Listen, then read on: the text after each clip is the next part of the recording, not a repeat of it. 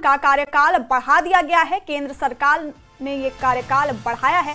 Cabinet की नियुक्ति समिति ने सेवा विस्तार को मंजूरी दी और अगले आदेश तक सैन्य मामलों के विभाग के सचिव के रूप में भी कार्य करेंगे जनरल अनिल चौहान को 28 सितंबर 2022 को सीडीएस नियुक्त किया गया था और अब केंद्र सरकार ने अनिल चौहान का कार्यकाल बढ़ा दिया गया है। कैबिनेट की नियुक्ति समिति ने सेवा विस्तार की मंजूरी दी है और अगले आदेश तक सैन्य मामलों के विभाग के सचिव के रूप में भी काम करेंगे जनरल चौहान।